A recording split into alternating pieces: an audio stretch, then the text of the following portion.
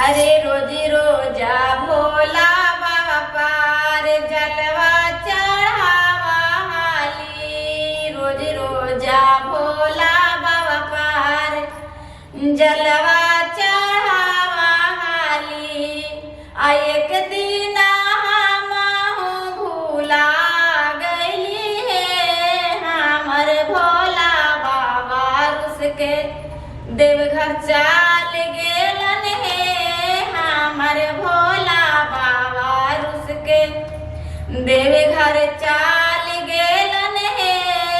रोज रोजा भोला बाबा पार भंगिया चढ़ावा हाली। रोज रोजा शिवा गुरु पार धथुरा चढ़ावा हाली। एक दिन हमहू भूला गइली है हमर भोला बाबा रुस के देवघर चाल गेलन है हमर भोला बाबा रुस के देवघर चाल गेलन है।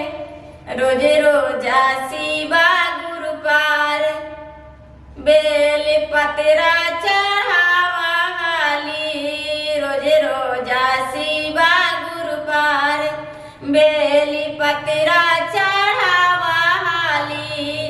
अब एक दिन हमहू भूला गइली है हमर शिवा गुरु देवघर रुस के चाल गेलन है हमर शिवा गुरु देवघर रुस के चाल गेलन है।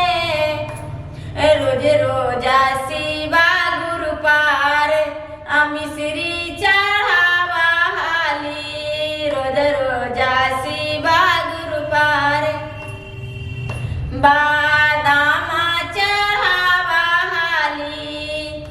एक दिन हमहू भूला गइली है हमर शिवा गुरु देवघर रुस के चाल गेलन है हमर शिवा गुरु देवघर रुस के चाल गेलन है। पहिला में दाया मंगवाई दूसरा में चर्चा। पहिला में दाया मंगवाई दूसरा में चर्चा। तीसरा में नामन पर नाम करवई है हमर शिवा गुरु रुस के देवघर चाल गेलन है हमर शिवा गुरु रुस के देवघर चाल गेलन है हमर शिवा गुरु रुस के देवघर चाल